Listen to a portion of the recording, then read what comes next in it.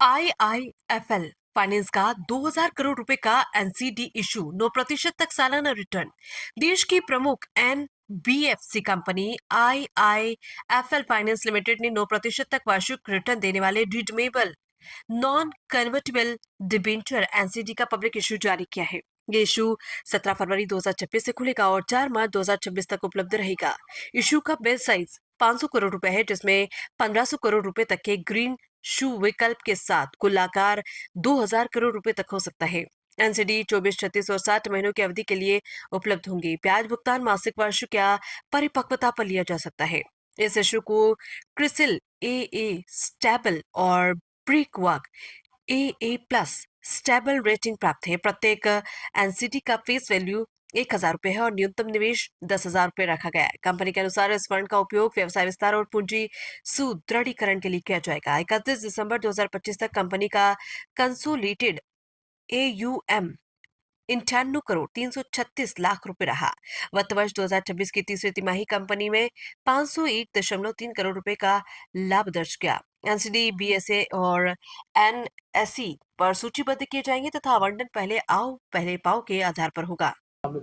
Public issue जो है वो 2000 करोड़ का है and it will be available from tomorrow onwards and ये इशू क्लोज होगा 4 मार्च को and this is non convertible debenture where we are going to raise money from the public. कुछ और डिटेल्स इसकी बताना चाहेंगे, कितना मिनिमम इन्वेस्टमेंट और इंटरेस्ट किस तरह से पेएबल होगा? जी, इसमें इंटरेस्ट पेबल होने के बहुत सारे ऑप्शन हैं।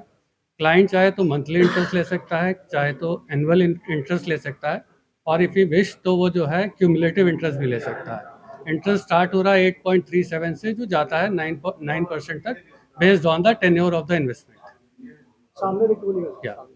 इन्वेस्टमेंट के लिए सिक्योरिटी की काफी ज्यादा टेंशन रहती है इन्वेस्टर्स को, उसके लिए क्या है आईआईएफएल में, किस तरह से सिक्योर करेंगे? सर देखिए, सिक्योरिटी में सबसे बड़ा जो होता है रेटिंग होती है।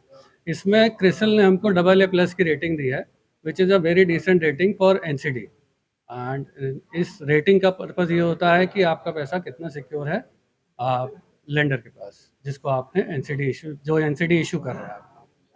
हम लोग 95 से हैं यहाँ पे और सालों से कहीं ना कहीं इसी प्रतिभा से काम कर रहे हैं कि और बेहतर कस्टमर्स को हम सर्व कर पाएँ पूरी तरीके से और लोगों को बेहतर सुविधाएं दे पाएँ, उन जगहों पे भी जा पाए जहाँ पे अभी दूसरी एनबीएफसीज नहीं हैं और उधर जा कर के उनको सेवाएं सही तरीके से प्रोवाइड कर पाएँ। अवेयरनेस के संग गोल्ड लोन का कैसे हो सकता है, इसको लेकर के अगर आप हमारे क्षेत्र में भी देखें यूपी साइड पे और बिहार झारखंड साइड पे तो बहुत सी नई ब्रांचेस हमारे बीच आ रही हैं और काफ़ी ऐसे डिस्ट्रिक्ट्स को हम कहीं ना कहीं कवर अप कर रहे हैं जिन पे अभी दूसरे लोग जाना शायद सोच भी रहे हैं।